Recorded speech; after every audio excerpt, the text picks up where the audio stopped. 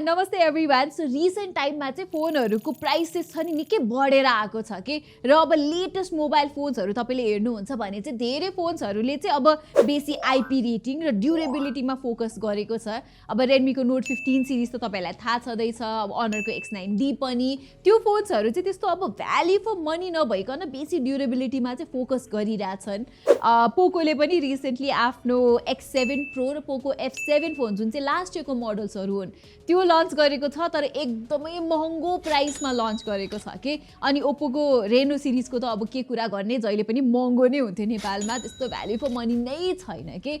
So honestly भन्नु पर्दा recent टाइममा चाहिँ नेपाली स्मार्टफोन मार्केटमा फोनहरू चाहिँ त्यस्तो एक्साइटिङ नै छैनन् के।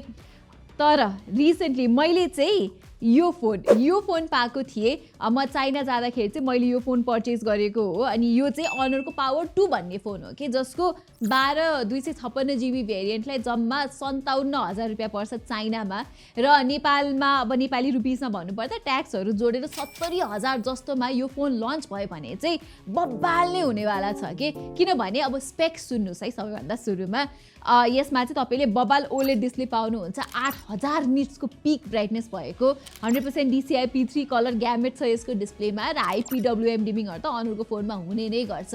त्यसपछि यहाँ डाइमेन्सिटी 8500 एलिट चिपसेट छ कि, यो चाहिँ मिडियाटेकको लेटेस्ट गेमिङ फोकस चिपसेट हो। अनि त्यसपछि यहाँ चाहिँ 12 GB LPDDR5X ऱ्याम छ र UFS 4.1 स्टोरेज छ, जुन चाहिँ एकदमै फास्ट स्टोरेज हो है। अनि त्यसपछि यो फोनको सबैभन्दा बब्बाल कुरा के हो थाहा छ तपाईँलाई? यो फोनमा 10,000 mAh को ब्याट्री आउँछ कि, 10,080 mAh को ब्याट्री आउँछ।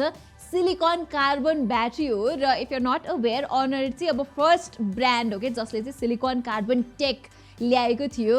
र तपाईँले अब ठुलो ब्याट्री भइकन यो फोन चाहिँ अब भारी भद्दा होला भनेर सोच्नुहुन्छ नि, तर हेर्नु न वेट र साइज।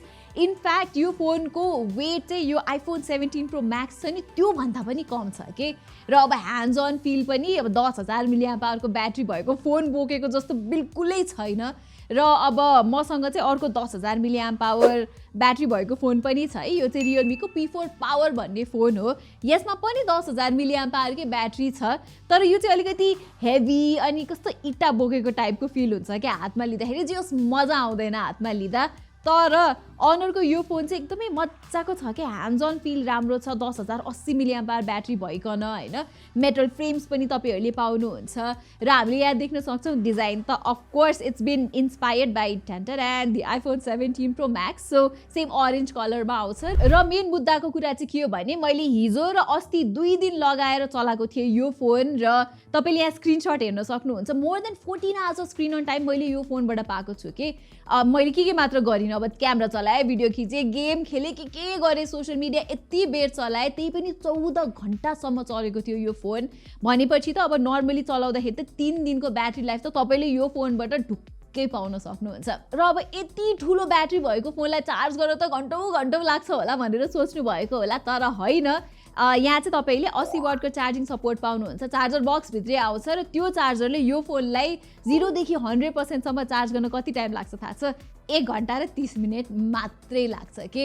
नेक्स्ट अब पर्फर्मेन्सको कुरा गरौँ, र पर्फर्मेन्समा त के भन्नु, बब्बाल नै छ कि, एकदमै स्मुथ UI छ। गेमिङ गर्दाखेरि पनि तपाईँले FPS राम्रो पाउनुहुन्छ, स्टेबिलिटी पनि राम्रो दिन्छ कि यो फोनले। By the way next month चाहिँ पोकोको X8 Pro भन्ने फोन लन्च हुँदैछ, र त्यो फोनमा पनि सेम प्रोसेसर आउँछ, डाइमेन्सिटी 8500, र यो प्रोसेसर चाहिँ it's as good as Snapdragon 8 Gen 5 के। सो 1 लाखको फोनमा पाउने फोनको प्रोसेसर जत्तिकै पर्फर्मेन्स चाहिँ तपाईँले यो फोनमा पाउन सक्नुहुन्छ। त्यो बाहेक चाहिँ Honoe Power 2 मा we get Android 16 with the latest magic OS 10 out of the box. अनरकै आफ्नै mid range phone honour X9D मा चाहिँ तपाईँहरूले Android 15 पाउनुहुन्छ क्या आउट अफ द बक्स, र म्याजिक OS 10 छ नि एकदमै नै इम्प्रुभ र फ्लुइड छ है। र अनलाइक द X9D यसमा चाहिँ अनरले 3 वर्षको OS अपडेट पनि दिने प्रमिस गरेको छ, with 4 years of security updates too, which is fantastic है आफ्नो प्राइसको लागि।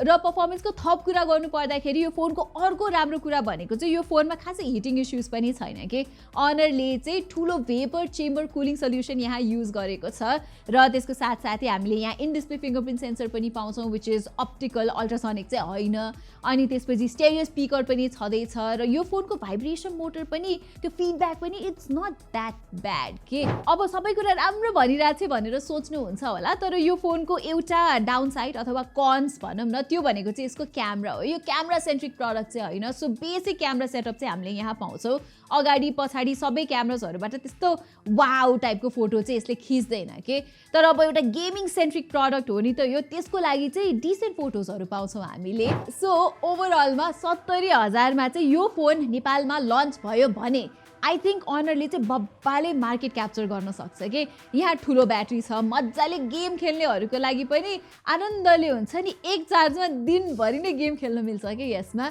अनि यदि तपाईँलाई 2 दिन 3 दिनसम्मको ब्याट्री लाइफ चाहिएको छ भने त्यो पनि तपाईँले यो फोनबाट पाउन सक्नुहुन्छ यसको डिस्प्लेको क्वालिटी पनि एकदमै नै राम्रो छ अलमोस्ट फ्ल्यागसिप लेभलको छ सो 70,000को प्राइसमा मैले अघि नै भने जस्तै लन्च भयो भने चाहिँ this phone would be a game changer Nepali मार्केटमा so hopefully honour Nepal if you are watching this video यो फोन चाहिँ नेपालमा लन्च हुनु पर्यो है it is going to be a super duper hit model for Nepal so यो फोनको स्पेक्स हेरिकन तपाईँहरूलाई चाहिँ के लाग्छ तल कमेन्ट्समा हामीलाई भन्न नबिर्सिनु होला and while you are there हाम्रो च्यानललाई प्लिज सब्सक्राइब चाहिँ गरिदिनु होला यति भन्दै म प्रतिमालाई बिदा दिनुहोस् thank you so much for watching